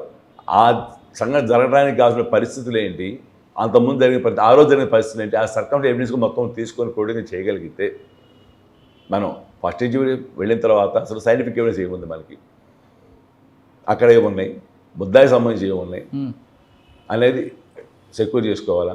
దాన్ని తర్వాత మనం ముద్దాయితో లింకప్ చేసుకోగలగాలి. ఆ లింకప్ చేయాలంటే సీనియర్ పంపిణీలు ఏమైతే మనం సెక్యూర్ చేసుకుంటామో, నేను ముద్దాయి వదిలిపెట్టిన వస్తువుని సెక్యూర్ చేసుకుంటాం, అవి ముద్దాయి మనం ప్రూవ్ చేయగలిగితే అప్పుడు అవతల ఉన్న జడ్జి గారు కూడా ఓకే ఇది కరెక్ట్, లేకపోతే అక్కడ సంబంధించి రాదు కదా అనేది ఒక ఎస్టాబ్లిష్ దీనికి రాగలుగుతారు. అండ్ మెయిన్ ఫస్ట్ మనకి సీన్ ఆఫ్ ఆఫీస్ అనేది మెయిన్ ఎవిడెన్స్ దాన్ని. అందుకనే ఫస్ట్ అందరూ చెప్పారు, ఫస్ట్ సీన్కి జరగగానే ముందు సీన్లోకి వెళ్ళి సీన్ ప్రివిలేజ్ చేసుకుంటాం మేము ఇనిషియల్గా, ఎవరు డిస్టర్బ్ చేయకుండా చేసుకుంటాం. ఎందుకంటే ఏదన్నా ఎవిడెన్స్ అక్కడ అందరూ వచ్చారనుకోండి, ఆ ఎవిడెన్స్ మిస్ అవుతాం అట్లా. అది కాకుండా ముందు కనుక ఫస్ట్ సీన్ కానీ వెళ్ళగానే సెక్యూర్ చేసుకోగలిగితే దాంట్లో ఏమిటి ఒక చిన్న ఆధారం కూడా మనకి ఒక కొండంత అండవుతుంది ఒక సందర్భం చెప్పాలంటే. ఆ విధంగా చేసుకుంటే మనకి. కానీ కొంతమంది ఎవిడెన్స్ని ఎక్కువ మంది పెడితే వల్ల శిక్ష వస్తుంది అంటారు, లేదా కరెక్ట్ పర్సన్ వాడిని పెడితే చాలంటారు. అంటే ఎక్కువ మంది అంటే ఇప్పుడు డైరెక్ట్ విట్నెస్ పెట్టితే ఇబ్బంది ఏమీ లేదు, కానీ దీంట్లో కాంట్రడిక్షన్ ఎక్కువ లేకుండా చూసుకోవాలి. మనం చెప్పేది డీవియేషన్ ఎక్కువ లేకుండా చూసుకోగలిగితే. కొంతమంది స్టాక్ ఎవిడెన్స్లు పెడుతుంటారు, అప్పుడు స్టాక్ ఎవిడెన్స్ ఉపయోగపడదండి. స్టాక్ ఎవిడెన్స్ పెట్టినప్పుడు దాంట్లో కోర్టు ఈజీగా అది పోతూ ఉంటుంది. ఎందుకంటే వీడికి ఇదే పని కాబట్టి ప్రీవియస్గా ఈ విధంగా వచ్చిందని చెప్తా ఉంటారు కదా. అందుకని స్టాక్ ఎవిడెన్స్ పెట్టడం వల్ల ఉపయోగం అయితే లేదు. దానికి కూడా మనం ఏంటంటే ప్రిఫర్ వెళ్ళి ఏదైనా మనకి అరెస్ట్ చేయాలని చేయాలనుకున్నప్పుడు స్టాక్ ఎవిడెన్స్ పక్కన పడేసుకొని మనం లోకల్ బీఆర్ఓ కాస్త ఎంఆర్ఓ కాంటాక్ట్ చేసి వాళ్ళ ద్వారా బీఆర్ఓని తీసుకొని పెట్టినట్టయితే గవర్నమెంట్ ఎంప్లాయ్ అనుకోండి హాస్టల్ కావడానికి అవకాశం దొరకదు, తప్పు చేయడానికి అవకాశం దొరకదు. కాబట్టి వాడు పర్ఫెక్ట్గా చెప్పగలుగుతారు. దానివల్ల మనకి సర్వీసులకు వచ్చినప్పటికీ ట్రెడిషనల్ క్రైమ్ చూశారు, తర్వాత వైట్ కలర్ రెఫరెన్స్, ఇప్పుడు సైబర్ క్రైమ్. ఈ మార్పు అనేది అందరూ ఊహించుంటారు. కానీ ఇప్పుడు ఆఫీసర్లు ఎలాంటి స్కిల్స్ నేర్చుకోవాలంటే, అప్పుడు టెక్నాలజీ లేకుండా హ్యూమన్ ఇంటెలిజెన్స్ కేసులు బ్రేక్ అయ్యేవి, ఇప్పుడు టెక్నాలజీ వచ్చింది కానీ కొన్ని కేసులు బ్రేక్ కావు. ఆఫీసర్ ఏ విధంగా అప్డేట్ అవ్వాలండి? ఇప్పుడు యాక్చువల్గా ఇంతకుముందు దొంగతనాలు మీరు సర్వ్ చేయడం అయ్యే పెద్ద కేసులు అనుకునేవాళ్ళం, ఏది థెఫ్ట్ కేసులు దొంగ అని అనుకునేవాళ్ళం. ఇప్పుడు చూసిన తర్వాత వైట్ కాలర్ ఆఫీసర్ పెరిగిపోయినాయి, చీటింగ్ కేసులు పెరిగిపోయినాయి. సబ్సిడీగా ఇప్పుడు చూసుకున్నట్టయితే ఇంకా ఈ సైబర్ క్రైమ్ బాగా పెరుగుతూ ఉంది. ఇప్పుడు ఆల్మోస్ట్ ప్రతి ఒక్కడు కూడా చదువుకున్నాడు కూడా ఏదో ఒక క్షణంలో ఇప్పుడు కొన్ని చూస్తూ ఉన్నాం, కొన్ని అప్లై చేయకూడని కూడా దాన్ని అప్లై చేసుకోవడం వలన డబ్బులు పోతా ఉన్నాయి. ఇప్పుడు ప్రజెంట్ మనకు నడుస్తుంది సైబర్ క్రైమ్ బాగా నడుస్తుంది. దీంట్లో ప్రతి ఒక్కరు కూడా కంప్యూటర్ నాలెడ్జ్ అంటే ఉండాల్సిందే, దీంట్లో టెక్నికల్ నాలెడ్జ్ ఉండాల్సిందే, అవన్నీ అప్డేట్ కావాల్సింది, ఇప్పుడు అప్డేట్ కావాల్సిందే. అవి అయితేనే ఇవన్నీ సరిగ్గా డీల్ చేయగలుగుతాం తప్ప కాదు. ఇప్పుడు సాఫ్ట్వేర్ అనేది ఉంది మనకి, ఇంటర్నెట్ అనేది ఉంది, దాన్ని ఏ రకంగానే వాడుకోవచ్చు. ఇంటర్నెట్ మంచితనం కూడా వస్తుంది, దానివల్ల చాలా ఉపయోగాలు ఉన్నాయి, అట్లానే కొన్ని నష్టాలు కూడా ఉన్నాయి. కానీ అందరూ దానివల్ల ఎక్కువ ఇదవుతా ఉంది. మనకి సైబర్గా మొత్తం జరుగుతుంది, ఇంటర్నెట్ వల్ల జరుగుతుంది, దానికని వేరే ఇంకేం లేదు. సైబర్ ఫ్రాడ్స్ కానివ్వండి, ఆధార్ ఫ్రాడ్స్ కానివ్వండి, ఇవన్నీ మెసేజ్లు వస్తూ ఉంటాయి మనకి, దీనికి క్లిక్ మీద చేస్తూ ఉంటాం. ఒక్కడు ఇది డిజిటల్ అరెస్ట్ అని చెప్పి అంటూ ఉంటాడు. ఇవి దాన్ని మనం భయపడ, కొంతమంది ఏంటంటే ఇంకొన్ని సందర్భాల్లో వచ్చేసరికి మీరు పార్సిల్ పంపించున్నారు అమెరికాకి, దాంట్లో గంజా ఉంది, మీరు ఇంత ఖరీదుగా చేయరు అని చెప్పి అంటారు. మనకు తెలిసేది కూడా ఇస్తామన్నారు. ఇప్పుడు ఒకవేళ జరిగిందనుకోండి, ముందు ఒక అవేర్నెస్ అయితే పబ్లిక్లో రావాల్సింది. ఈ సైబర్ క్రైమ్ తగ్గాలి అంటే అవేర్నెస్ పెరగాల్సింది పబ్లిక్ ప్రతి ఒక్కళ్ళు కూడా. ఇప్పుడు ఒకవేళ జరిగింది అయిపోయిందండి, ఒక ఎగ్జాంపుల్ తీసుకుందాం. కొంతమందికి వస్తూ ఉన్నాయి, అమెరికా వాళ్ళ పిల్లాడు అక్కడ ఉంటున్నాడు, పార్సిల్ పంపిస్తారు, మీ దాంట్లో గంజా ఐడెంటిఫై అయింది, మీరు వస్తారా, మేము వస్తాం, మేము అరెస్ట్ చేస్తాం అని చెప్తారు. రాని వాడు వస్తే లోకల్ పోతే తెలియాల్సిందే కదా పక్కగా, లోకల్ దగ్గర రారు. కానీ దాన్ని మర్చిపోయి ఆ యొక్క టెన్షన్లో, అంటే వాడు పెట్టే టెన్షన్ కూడా అదే విధంగా ఉంటుంది చెప్పాలంటే. ఆ టైంకి యువతలు భయభ్రాంతులు చేస్తూ ఉంటారు. దాని పక్కన ఏంది, వాళ్ళ ఫోన్ కూడా పెట్టనివ్వరు, వాళ్ళ ఫోన్ కట్ చేయనివ్వరు, కంటిన్యూ చేస్తూనే ఉంటారు. ఆ యొక్క టెన్షన్లో వెళ్ళితే వాడు వెళ్ళి అమౌంట్ కొడతా ఉంటారు. ఆ తర్వాత వాళ్ళకి అర్థమైంది ఇది కాదు అని చెప్పి అప్పుడు మళ్ళీ స్టేషన్ పరిగెత్తా ఉన్నారు వాస్తవం చెప్పాలండి. ఓకే సార్, ఒకసారి మనం మళ్ళీ వెనక్కి వెళ్దామండి. 95లో విజిబుల్ పోలీసింగ్, బేసిక్ పోలీసింగ్ ఎక్కువ ఉండేది. ఎవడైనా క్రిమినల్ కనబడితే రోడ్డు మీదే పనిష్మెంట్ ఉంటుంది, పబ్లిక్ కూడా హర్షించేవారు, సరిపోతుంది. ఇప్పుడు అది పూర్తిగా కనుమరుగైంది. పోలీసులు కొట్టడం వల్ల, పోలీసు అంటే భయం ఉండడం వల్లే క్రిమినల్స్ మార్పు వస్తుందా, లేదు ఇప్పుడు కొట్టడం లేకపోవడం వల్ల మార్పు వచ్చే అవకాశం ఉందంటారు? కొట్టడం తగ్గిపోయిందండి, కొత్తసారి తగ్గిపోయింది వాస్తవం చెప్పాలంటే. ఇప్పుడు దీంట్లో నాకున్న ఒక ఎక్స్పీరియన్స్ కూడా ఏంటంటే, మీరన్నా విజువల్ పోసింగ్ అన్నారు చూసారా, దీంట్లో వచ్చేసరికి అంటే ఒక రకంగా చెప్పాలంటే అప్పటికి ఇప్పటికీ పోలీసులతో తేడా వచ్చిందండి, డ్యూటీస్లో చాలా తేడాలు వచ్చినాయి. ఇప్పుడు మేము చేరినప్పుడు ఇంత హెటిక్ డ్యూటీలు అయితే ఎక్కడా లేవు మేము చెప్పాలంటే, వాస్తవం చెప్పాలంటే. ఉదయం సాయంత్రం పక్కాగా విజిల్ పోస్ట్కి వెళ్ళేవాడు, లోడోడు దాంట్లో మార్నింగ్ కానీ ఈవినింగ్ 5 to 7, 7:30 వరకు విజిల్ పోస్ట్కి వెళ్ళి ఉండేవాడు డెఫినెట్గా. అంటే ఇంత వర్క్ అయితే లేదు ఆ టైంలో మాకు చెప్పాలంటే. ఇప్పుడు అంత వర్క్ అనేది బాగా పెరిగిపోయింది, రకరకాల పాపులేషన్ పెరిగింది, పోలీస్ మ్యాన్ పవర్ తగ్గింది. దానివల్ల ఇబ్బందులు ఉండడం వాస్తవమే. విజిబుల్కి వెళ్ళామనుకోండి మనకంత కంట్రోల్ ఉంటుంది. ఇప్పుడు నేను ఒక చిన్న సలహా దేంట్లో ఏంటంటే నాకున్న ఒక మంచి నేను అంటాను కానివ్వండి ఏంటంటే నేను బెల్లంకొండ ఉన్నాను. బెల్లంకొండ ఉన్నప్పుడు కూడా బెల్లంకొండ చిన్న ఊరు పల్లెటూరు యాక్చువల్ చెప్పాలంటే నాకు పోలీస్ స్టేషన్కి బస్ స్టాండ్కి ఒక 1.5 km డిస్టెన్స్ అయితే ఉంటుంది నాకు. అక్కడికి ఏంటంటే ఉదయం పూట బస్సులు వస్తాయి, ఈవినింగ్ బస్సులు వస్తాయి పల్లెటూళ్ళకి వెళ్ళి రావడం కోసం. వెళ్ళి వచ్చే సందర్భంలో ఇన్ఫర్మేషను అప్పుడు ఫోన్ లేవు, సెల్ ఫోన్ లేవు. ల్యాండ్ ఫోన్ అది కూడా ల్యాండ్ ఫోన్ పనిచేసి చెప్పలేము. అందులో పల్లెటూరు ల్యాండ్ ఫోన్ చాలా తక్కువ ఉన్నాయి. కానీ ఆ టైంలో మాకున్న ఒక ర్యాప్ పబ్లిక్తో పెంచుకోవడానికి కారణం ఏంటంటే మెయిన్ ఇంపార్టెంట్, నేను ఎవ్రీడే మార్నింగ్ ఒక 1 hour 1.5 hour పోయి బస్ స్టాండ్ కూర్చుంటాను. ఏదో సెల్ ఫోన్ టెలిఫోన్ బూత్ ఉంటుంది అక్కడ, టెలిఫోన్ బూత్ దగ్గర కూర్చొని కబుర్లు చెప్పుకుంటూ కూర్చుంటాం. ఆ టైంలో నాకు మంచి ఇన్ఫర్మేషన్ నాకు వర్కౌట్ అయింది నాకు చెప్పాలంటే. ఒకవేళ ఉదయం వచ్చినప్పుడు ఎవడో నుండి నాకు చెప్పకుండా వెళ్ళిపోయిన తర్వాత అయినా సరే, ఈవినింగ్ మళ్ళీ ఇంటికి పోతానైనా సరే మళ్ళీ అక్కడికి వచ్చి సార్ ఇది ఇన్ఫర్మేషన్ చెప్పి ఉండేవాడు. అది నాకు మ్యాక్సిమం వర్కౌట్ అయింది. దానివల్లే నాకు ఒక ఫర్దర్ ఇన్ఫర్మేషన్లో ఒక ఇష్యూలో చెప్పారు, వీళ్ళందరూ కలిసి సార్ మేము ఈ ఎస్ఐ గారు ఉండగా విలేజ్ కమిటీలు వెయ్యం సార్ అన్నారు. వాళ్ళ దీని దగ్గరికి వెళ్ళి ఎందుకురా బాబు అంటే, సార్ ఏం చేస్తాం సార్, ఈ నైట్ మేము వేసుకుంటున్నాం సార్, బుల్లో కమిటీ ఫామ్ చేసుకుంటున్నాము, తెల్లబడికి ఆయన తెలుస్తుంది, సాయంత్రం మా ఇళ్ళకి వస్తున్నాడు సార్ అని చెప్పండి. ఇళ్ళకి వచ్చి ఏడు మీ ఆయన ఈయన అడుగుతున్నాడు సార్ అని చెప్పంటే వాళ్ళు ఒకటి రైట్ అడిగారు, బాగానే ఉందమ్మా, తప్పదు వచ్చింది అడిగారు, ఏమన్నా అసెంబ్లీ తిట్టడం కానీ అంటే వాళ్ళు ఒకటి తీసుకునేవాళ్ళు అక్కడ ఇష్యూలో. నక్సల్స్ దీంట్లో కూడా కొన్ని సందర్భాలు ఆఫీసర్ బట్టి కూడా నడుస్తూ ఉంటారు. అక్కడ వాడు వచ్చేసరికి వచ్చిన ఆడవాళ్ళని కానీ ఏదన్నా అసభ్యకరంగా మాట్లాడినా ఇంకో రకంగా చేశారు, కొంచెం వాడు సీరియస్ తీసుకుంటారు. అందుకని వాడు క్వశ్చన్ చేశారు వాళ్ళు, అమ్మ ఏమన్నా వచ్చి మిమ్మల్ని అసభ్యంగా మాట్లాడుతున్నాడా, ఇట్లా ఇష్యూ ఉంది, మీ ఆయన ఒకసారి చేశారమ్మని చెప్పండి అని చెప్పారు తప్ప వేరే విధంగా మాట్లాడటం ఏం లేదండి అని చెప్పారు. ఎందుకంటే నాకు ఆ ఫ్యూచర్లో కూడా నాకు అది మీరు విజువల్ పోసింగ్ నాకు చూసారా, దాన్ని నేను చెప్పగలుగుతాను. మనం అంటూ అక్కడికి పోగలిగితే కొన్న పరిచయం అవుతారు ప్రతి ఒక్కడు కూడా.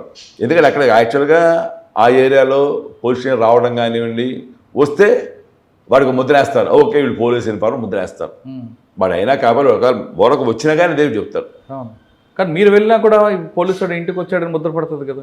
పడింది అంటే మేము వెళ్ళేది అక్కడికి వెళ్ళేటప్పుడు ఎవరైతే వాడు ఇన్ఫార్మర్గా పనిచేస్తున్నాడో వాళ్ళ ఇంటికి వెళ్తాం తప్ప మిగతా నాయకులు కానీ మాకు చెప్పేవాడు ఇంటికి మేము వెళ్ళాం. ఆ ఏరియాలో ఉండగా మాకు తెలిసిన వాడి ఇంటికి మాకు ఇన్ఫర్మేషన్ ఎవరైతే ఇస్తాడో ఎక్కువ ఎక్స్పోజ్ కానివ్వం. అక్కడ అది ఎక్స్పోజ్ అయిందనుకోండి వాడికి ఇబ్బంది, వాళ్ళ లైఫ్ సెట్ ఉంటుంది. కాబట్టి అసలు మేము ఉండగా ఎప్పుడు ఆ పని చేయలేదు సర్వీస్ అక్కడ ఉండగా. వాళ్ళు వచ్చి మమ్మల్ని కలవడం అవకాశం దొరికితే అంత తప్ప మేమంటూ వాళ్ళ ఊళ్ళోకి వెళ్ళి ఎవరితో మాట సందర్భం చాలా తక్కువ అసలు. అంటే ఇప్పటికైనా సరే పబ్లిక్తో ఎంత ఇంటరాక్ట్ అయితే అంత మంచిది. పోలీస్ పరంగా అసలు పబ్లిక్ ఎంత ఇంటరాక్ట్ అంత మంచిది. ప్రతి ఒక్క ఇన్ఫర్మేషన్ మనకు రాగలిగిద్ది. కొన్ని సందర్భాల్లో కొన్ని ఇష్యూస్లో ఫేస్ వాల్యూ మీద నడిచిపోతూ ఉంటుంది. పెద్ద మేజర్ ఇష్యూస్ కూడా ఫేస్ వాల్యూ తగ్గిపోతానికి అవకాశం ఉంది. ఎందుకు ఆ పర్సన్ చూడంగానే ఓకే అరే బాబు ఈసారి వచ్చారు కాదు అనే ఒక ఇదైతే ఉంటుంది, డెఫినెట్గా అయితే నడుస్తుంది.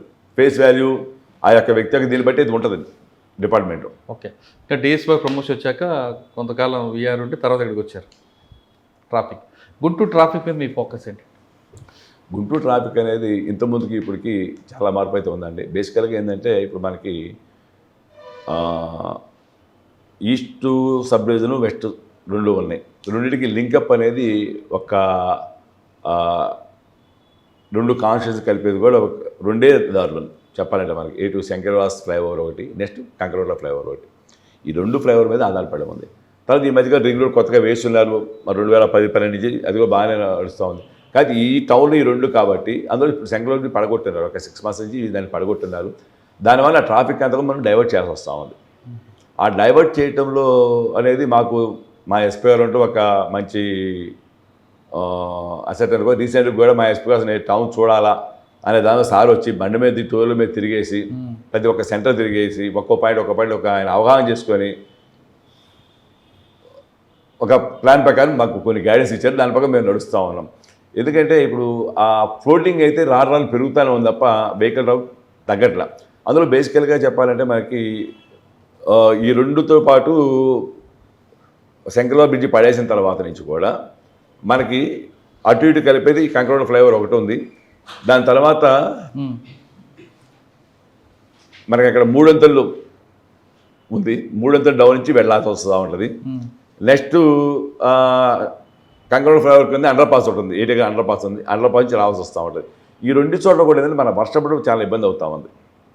ఎందుకంటే వర్షాలు పడ్డప్పుడు ఉన్న డ్రైనేజ్ వాటర్ అంతా అక్కడ పొంగటం, మూడొంతులు అండర్ పాస్ రెండు చోట్ల నీళ్ళు నిలబడటం, మోకాళ్ళ పై నీళ్ళు నిలబడితే వెహికల్ ట్రాఫిక్ ఆగిపోతూ ఉంటుంది ఆ టైం. ఆ టైంలో చివరి మనకి మిగిలేదు ఒకటి, ఇది కంకరగుంట ఫ్లైఓవర్ ఒకటి మనకి రెండు పక్కన సరిపోయేది. ఆ టైంలో ఈ ట్రాఫిక్ మొత్తం కూడా ఆ బ్రిడ్జ్ మీద కూడా హైలీ ఇంపాసిబుల్. మనం ఎంత రెగ్యులేట్ చేద్దామన్నా అది కొంచెం కష్టమైన ఇదే. ఆ రెండు ఫ్రీ అయితే కానీ మళ్ళీ ఇది కాదు మనకి. ఓకే, కానీ పబ్లిక్ ట్రాఫిక్ సెన్స్ ఉందంటారు ఇక్కడ? ఇంకా అవేర్నెస్ కావాలి, ఇంకా అవేర్నెస్ కావాలి. ఎందుకంటే ఏదో అంటారు, ఉంది అంటారు, ఇంకా ట్రాఫిక్ అవేర్నెస్ పెరగాలి ఇక్కడ. కానీ హెల్మెట్ పెట్టుకోవట్లేదు, సీట్ బెల్ట్ పెట్టుకోవట్లేదు, రాంగ్ రూట్లో వస్తున్నారు కదండి ఇక్కడ. వస్తున్నారు. ఇప్పుడు దాంట్లో హెల్మెట్ అనేది కొంత అవేర్నెస్ అనేది ఉంది, కానీ టౌన్లో ఈ దీనికి కొంచెం ఇంప్లిమెంట్ తగ్గింది వాస్తవం చెప్పాలంటే. అది ఆల్రెడీ మా ఎస్పీ గారు చెప్పుకున్నారు, మన హెల్మెట్ పెట్టుకొని మా సార్ హెల్మెట్ పెట్టుకొని మా టౌన్ మొత్తం తిరుగున్నారు. ఒకసారి ముందు వారికి తర్వాత ఒకసారి ఇంప్లిమెంట్ చేయడం స్టార్ట్ చేస్తున్నారు. ఇప్పుడు తొందరలో స్టార్ట్ అయింది హెల్మెట్, ఇది కూడా స్టార్ట్ అయింది. అట్లానే మాకు ఇంకోటి మెయిన్ ట్రాఫిక్ కూడా ఏదంటే present bus stand area traffic బాగా జామ్ అవుతూ ఉంటుంది. మెయిన్ ఇంపార్టెంట్ ఎందుకంటే ఆల్మోస్ట్ ఆల్ మాకు టౌన్లో నాకు తెలిసినంత కూడా మనం పోలీస్ స్టిక్కరింగ్ నెంబర్లు ఇస్తూ ఉన్నాం. ఆ నెంబరు మనం ఫీడ్ చేసిన తర్వాత ఆ యొక్క నెంబర్ని మనం స్కాన్ చేసుకుంటే దాంట్లో ఆ బండి నెంబర్తో పాటుగా ఆ బండి ఓనర్ ఎవరు, డ్రైవర్ ఎవరు, అది ఎప్పుడు ఫిట్నెస్ ఉంది, ఈ మొత్తం దాంట్లో వస్తాయి. దానివల్ల నెంబరింగ్ ఉండటం వల్ల ఇప్పుడు మేము సుమారు 14,000 వరకు నెంబర్లు ఇచ్చిన్నాము గుంటూరులో వచ్చే టౌన్లో. ఇంకా మేము అనుకుంటే నాకు 4-5 వేల దాకా నెంబర్లు ఇవ్వాల్సి ఉంది. అవి కూడా రెగ్యులర్ డైలీ మాత్రమే చేస్తూ ఉన్నాం. అది అంటే ఆల్మోస్ట్ ఒక 20,000 ఆటో వరకు పర్ డే టౌన్లో తిరుగుతూ ఉన్నాం. అందులో మాకు బస్ స్టాండ్ వచ్చేసరికి ఒకే బస్ స్టాండ్ సెంటర్ ఉంది, మెయిన్ ఇంపార్టెంట్ పెద్ద bus stand Guntur bus stand వచ్చేసరికి ఆ ఒక 1 కిలోమీటర్ డిస్టెన్స్ ఉంటుంది. ఆ డిస్టెన్స్లో వచ్చేసరికి ఈ బస్సులన్నీ ఏమవుతుంటే మనకి వచ్చిన తర్వాత అన్ని చోట్ల రావడం, బస్ స్టాండ్ లోపలికి వెళ్ళి అయితే పెద్ద ఇబ్బంది అయితే కాదు. కానీ ఇక్కడ చేయితే బస్ స్టాప్ అనే సిస్టమ్ ఒకటి ఉంది కాబట్టి ఒక 1/2 కిలోమీటర్ డిస్టెన్స్లోనే 3 చోట్ల ఆపుతూ ఉన్నారు. అందులో బస్సు లోపల దిగి మళ్ళీ అక్కడి నుంచి బస్సు ఎక్కేవాళ్ళు వెళ్తే పెద్ద ఇబ్బంది, మాకు బయట ఫ్లోటింగ్ కనపడదు. కానీ వీళ్ళేంది మెయిన్ బయట దిగుతారు, వాళ్ళు మళ్ళీ బస్ స్టాండ్ లోపలికి వెళ్తారు, బస్ స్టాండ్ బయటకు వచ్చే మరి ఆ రోడ్లో వస్తుంటారు. అంటే అటు ఇటు జిగ్జాగా తిరగడం వల్ల మాకు ఆ వచ్చే వెహికల్ ట్రాఫిక్ కంప్లీట్ స్లో అవుతుంది. దానివల్ల అక్కడ మాకు జామ్ అయితే ఉండదు, కానీ బాగా ట్రాఫిక్ స్లో అవుతూ ఉంటుంది, డిస్టర్బెన్స్ ఉంటుంది. మరి దానికి సొల్యూషన్ ఏంటండి? దానికి సొల్యూషన్ ఇప్పుడు మాకు కొత్తగా ఒక మణి హోటల్ దగ్గర ఓడిగుంట లిమిట్లో ఒకటి ఫ్లైఓవర్ చేస్తూ ఉన్నారు. ఇప్పుడు జరుగుతుంది, ఇప్పుడు ప్రాసెస్ స్టార్ట్ అయిపోయింది. అది కానీ కంప్లీట్ కనుక అయిపోతే మాకు కొంత ట్రాఫిక్ బస్సుల వరకు, అంటే మాకు మెయిన్ అక్కడ కంజెస్ట్ ఎక్కడ ఉందంటే టువర్డ్స్ ఒంగోలు సత్తెనపల్లి ఇటు వెళ్ళే రూట్ అయితే మాకు పెద్ద ఇబ్బంది కాదు. ఇది బస్ స్టాండ్ బయటకు బస్సు నేరుగా వచ్చేసిన తర్వాత అటువంటి వెళ్ళిపోతూ ఉంటుంది. నెక్స్ట్ పేరుచెల్ల బస్ స్టాండ్ యొక్క పాయింట్ ఉంది, ఆ పాయింట్లో కాసేపు బస్సు అయితే జనాలు అక్కడ ఎక్కుతారు, తర్వాత నుంచి వెళ్ళిపోతుంది, చుట్టుకుంటూ ఒంగోలుకి వెళ్ళిపోయింది, సత్తెనపల్లి వెళ్ళిపోతూ ఉంటుంది. అక్కడ పెద్ద ప్రాబ్లం కాదు. మెయిన్ మనకి ఇక్కడి నుంచి టువర్డ్స్ విజయవాడ హైదరాబాద్ వెళ్ళేటప్పుడే వేరే ఆల్టర్నేటివ్ లేకపోవడం వల్ల అందులో ఇక్కడ అందరూ వచ్చి అక్కడ ఆటోలు అందరూ దిగడం, మళ్ళీ అది మూవ్మెంట్ కావడం వల్ల ఆ బస్ స్టాండ్ పాయింట్లోనే టువర్డ్స్ విజయవాడ సెక్టర్ వెళ్ళే బస్సు అన్నీ కూడా అక్కడికి రావడం ఒకే పాయింట్కి వస్తాయి. ఇక్కడ అక్కడ నుంచి ఎక్కించుకోవడం వల్ల ఆడు ఒక్క రోడ్డు మీద ఆపుతూ ఉంటాడు, జరుగుతూ ఉంది. అది మేము ఫుల్ఫిల్ చేసుకోవాలంటే మనం దాన్ని రెగ్యులేట్ చేసుకోవాలంటే ఏంటంటే మాకు కొంచెం టైం, వేరే ఆల్టర్నేటివ్ ఒక రూట్ కావాలా. ఆల్టర్నేటివ్ రూట్ ఏంటంటే మనకి ఈ మానస ఈ మణిపూర్ ఫ్లైఓవర్ కనుక ఓపెన్ అయిపోతే అది ఇవాళ కూడా మాకు పెంపసాని మినిస్టర్ గారు వచ్చిన్నారు, వచ్చి ఒక రివ్యూ కూడా జరిగింది. దాంట్లో ఇవాళ ఆ ప్లేస్ విజిట్ చేశారు ఇవాళ కూడా. వాస్తవంగా అయితే ఆ సార్ కూడా బాగా ప్రెజర్ చేస్తారు, ఆ కాంట్రాక్ట్ త్వరగా చేయమని చేస్తున్నారు. అంటే ఇంతకుముందు యాక్చువల్ లాస్ట్ 5 yearsలో అది ఏమి జరగాలి. యాక్చువల్ ఇంతకుముందు జరిగిన తర్వాత మళ్ళీ లాస్ట్ 6-7 ఏమి జరగలేదు. అది మళ్ళీ స్టార్ట్ చేసిన వరకు ఒక 4-5 months కంప్లీట్ అయితే ఉంటాడు. అది కానీ మాకు కంప్లీట్ అయిపోయిన తర్వాత విజయవాడ వెళ్ళే బస్సులు అన్నీ కూడా టువర్డ్స్ విజయవాడ సెక్టర్కి వెళ్ళే బస్సులు అన్నీ కూడా మేము ఇప్పుడు యాక్చువల్ అవుట్ గేట్ అవతల పక్క ఉంది, అవతల పంపించేసి ఆ రూట్గా మేము పంపించుకున్నామంటే ఈ ట్రాఫిక్ అని తగ్గింది. ఎందుకంటే స్కాటర్ అయింది, వెళ్ళేవాడు అట్లీస్ట్ స్కాటర్ అవుతారు కాబట్టి కొంచెం మాకు ఫ్రీ అవుతుంది. అవకాశం ఉంటుంది. అంటే అది నెక్స్ట్ ప్లాన్ ఉంది. నెక్స్ట్ ప్లానింగ్ అది. ఓకే సార్, ఫైనల్గా చెప్పండి, పోలీస్ డిపార్ట్మెంట్ రావాలనుకున్న వాళ్ళకి మీరు ఇచ్చే మెసేజ్ ఏంటి? బెస్ట్ డిపార్ట్మెంట్ అంటారా, లేదు ముందు డిపార్ట్మెంట్లోకి రావాలి అంటే ఓకే, ఒక సిస్టమ్కి అలవాటు పడి దీంట్లో ఒక సిస్టమ్ చేసుకోవాలి అనుకొని డిపార్ట్మెంట్తో నేను దీంట్లో చాలా చాలా చేయొచ్చండి. పబ్లిక్ చాలా సర్వీస్ సర్వీస్ చేయొచ్చు వాస్తవంగా అయితే. ఆ సర్వీస్ బోర్డుకి రాగలిగి ఇంట్రెస్ట్ ఉండి చేయగలిగితే మంచి డిపార్ట్మెంట్ అండి. కానీ కొంతమంది డబ్బుల కోసం వస్తుంటారు. ఇక అది దాంట్లో మనం ఏమి సభ చెప్పలేము. ప్రజలకు సేవ చేయాలంటే police department the best platform అంటున్నారు శ్రీనివాస్ గారు. కానీ డబ్బుల కోసం కాదు, ఇంట్రెస్ట్గా ప్యాషన్గా చేస్తే ఇందులో మంచి చాయిస్ ఉంది అంటున్నారు. ఇక్కడికి వచ్చి పనిచేసిన తర్వాత పబ్లిక్ నుంచి వచ్చే రెప్యుటేషన్, పబ్లిక్ ఇచ్చిన మంచి పేరే మీకు డబ్బుల రూపంలో కానీ మంచి పేరు రూపంలో కానీ మీకు కాదు మీ కుటుంబానికి కూడా వస్తుందంటూ శ్రీనివాస్ గారు చెప్తున్నారు. ఇది ఈ వారం శ్రీనివాస్ గారితో ఎక్స్క్లూజివ్ ఇంటర్వ్యూ. వచ్చే వారం మరో గెస్ట్తో మళ్ళీ కలుద్దాం.